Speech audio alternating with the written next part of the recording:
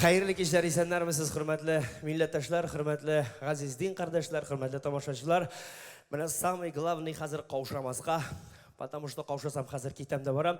Endi shu zallarga hurmat etib jiyilganingiz uchun, kelganingiz uchun, shulay жылы etib alqishlar bilan qarshi olganingiz uchun barig'izga da Xudoning zo'r rahmati olsin.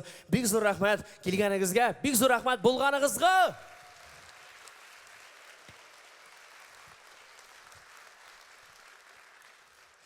Endi jamoat zo'r sahnada ishlay boshlag'anman 13 yil bo'ldi. Shu 13 yil ichida kimlar bilan gina ishlamadim, qoylarda gina yurmadim. Endi revishlar bilan da, ya boshqa bir artistning olib borishisi bo'laroq, ya salyankalarda, mana shularning bittunisi bilan yurib, g'oriq to'ygandan so'ng o'zimning shu konsertimni to'dirarga degan fikrga keldik. Endi ishladik, yasadik.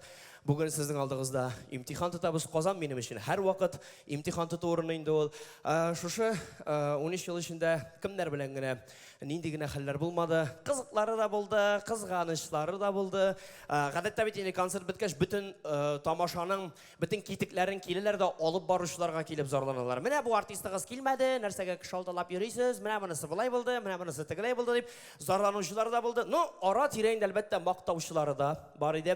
Birisida alida xatirlayman, kim bilan borganimni xatirlamayman. Endi olib boruvchi bo'laroq bordim bir konsertga, bir ovulda bo'ldim shunda. Konsert bitdi, konsertdan so'ng endi bir opay keldi-da bizga o'zining rahmatlarini o'qiy boshladi. Bek oshiq ko'ngilli opay edi u. Bular deb, "Ey, bolaqaylarim, konsertingizga kelgan edi, qo'ynanam bilan kelgan edi. Konsertingiz shunday aybat bo'ldi. Konsert bo'yi kuldi, qo'ynanam da kuldi, qaytganda da kuldi, qaytqachda kuldi, yotdi-da o'ldi. Bek zo'r rahmat sizga." Aytam, opajonim, sen bilan aytam, "Не то что ли? Aytam, seni yoqin kishing yoqdi dunyodan ketib borgan, aytam, shuning uchun bizga rahmat o'qib o'tirasan." Aytam, "Durust qilmang" deb bu. "Ey, bolaqaylarim, tag'in keligiz, hali mening qo'ynatamda bor. Ol kelmagan konsertga qarang." В общем, mana sizning orangizda shunday kishilar bo'lar ko'rmasin, bir-birimizni yaratib, bir-birimizni bortiq hurmat etib kuna umr kechirgan nasib bo'lsin. No, endi bu konsertning tagi eng birinchi uyushtiruvining bir sababi, tub sababi deb aytira kerak endi. Birozgina ko'proq o'qishlar ishlab bo'lmasmikan deb tutunib edi. No, haliga paqa kirgani yo'q, shag'ada, rasxod ustuna rasxod tegisini to'lira kerak, bunisini shag'arga kerak deganday. Shu 13 yilga birinchi topqir Allohga shukr klipda tushirdik. Balkim televizor ekranlaridan ko'rib bilasizlar endi. Ko'rmasangiz Alloh bersa, bugun ko'rsatirmiz. O klip deganlari shuni qar darajada kerak bir.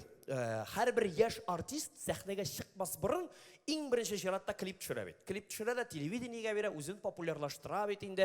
Mana shulay bir ovulda bir yoshgina yigit, buni endi qanotlantirib jibarganlar.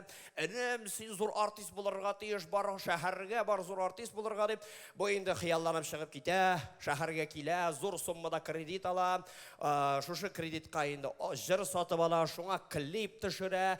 Haliga klipni eng birinchi sharoitda endi ijod jimishi bo'laroq do'stlarına ko'rsatadi, do'stlari bilan o'rtoqlashadi. Tigilar endi qoraylarda mana tog'inda qanotlantirib jibaradilar. Birat aybat klip bo'lgan bu. Buni butun dunyo ko'rgan tish brat. Sen buni televideniyega ber. Tegisi jonaqaym bag'ik sekkayim xiyollanib, tag'in zo'r summadagi kredit olib, televideniyega rotatsiyaga beradi. Kunni tuni bilan klipini aylantiradilar. Butun kanallardan, televizordan da klip, xolodilnikdan da klip, mikrovolnovkadan da klip, butun yerdan shuni jiri yangiray.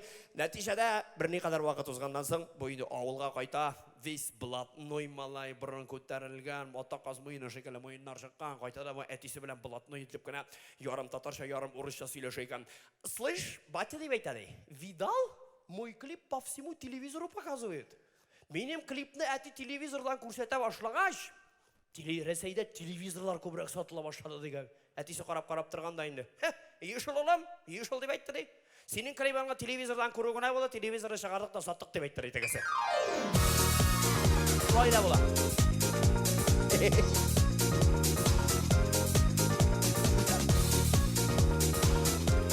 Нәрсәгә сөйләдем? Чөнки клипны әзерләп бетергәннән соң дуслар да миңа әйткәннәр, "Брат, клибың әйбәт булган" дип, нолига пакага Рәсәйдә телевизорлар күбрәк сатыла башлады дигән хәбәр килмәде үзе. Бәлкем килер дә инде, анысын вакыт күрсәтер. Ну, дусларга килгәндә, алар һәр вакыт ярдәм итә, алар һәр вакыт янәшәдә. Алар бүгін залда да утыра, алар шушы программаны әзерләгәндә дә дусларның ярдәме тимәре түгел диде. Алар һәр вакыт ярдәм иттеләр. Инде менә Раушаныбызны мотор иттереп синтезатор артына бастырып куйдык, җәмәгать җылмаеп тора, субханалла, күз тимәсен, Җимеш. Синтезаторны пычагымны белмәй инде ул. Ну зато җылмаеп тора белә шулай бит. Самый главный что теге элегрәк киләләр концерт беткәч, әйткәнем шейне зорланалар. Менә бу синтезаторыгыз басып торды инде. Менә бу гитаристыгыз селкенеп сикереп торды инде. Баяныгызның тавышы да чыкмады инде дип зорланалар иде. Сине хотя бы синтезатор тоташканмысың, или чыбык кына сузып куйдыңмы? Сен уни да беләсең моны яра. Ойма дигән. Ну бу җәмәгать бу гитарист инде, бу мебель, бу уйный белми, болай гына басып тора, так что теге. Психланма нәрсә психланасың. Бюджет зур түгел. Быелгы концерттагы әле беренче генә бит инде теге сольный программа әле эшләп генә башладык, шуңа бюджет кичкенә булгач, җырчы кызыбызны да бәләкәйне генә миниатюрныйны гына алдык.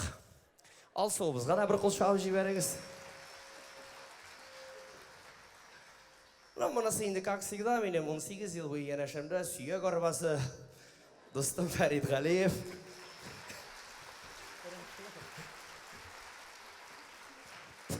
Теге урысча әйтмеш дип, по совместительству әлеге программаның шулай сценарий авторы да язучысы, аның өчен аерым алкышлар юллап җибәрсәгез була җәмәгать. Вот. Сине хотя бы неме? Все нормально. Сез шунда тавыш чыгарып торырсыз, мин монда тавыш чыгарып торырмын, сез тегендә тавыш чыгарып торырсыз. В общем, теге кул чабуның үзенең бер яхшы бер файдасы бар.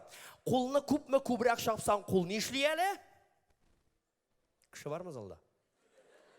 Кул ни эшли? Кыза. Кызган кул ни эшли? Ой-ой! Син чукыш белән чабасың шундый кулыңа.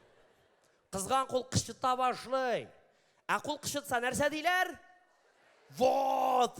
Шуның кадәр күпме күбрәк чапсагыз, шуның кадәр катырак кулыгыз кычытачак, шуның кадәр әйбәтлерәк, байыбрак кайтып китәсез, Алла бирсә. Вот файдасы да бар, әйбәт. Сез шушында матур иттереп безгә алкышларыбызны юллап торсагыз, безгә калганы кирәк түгел җәмәгать. Рәхмәт бик зур.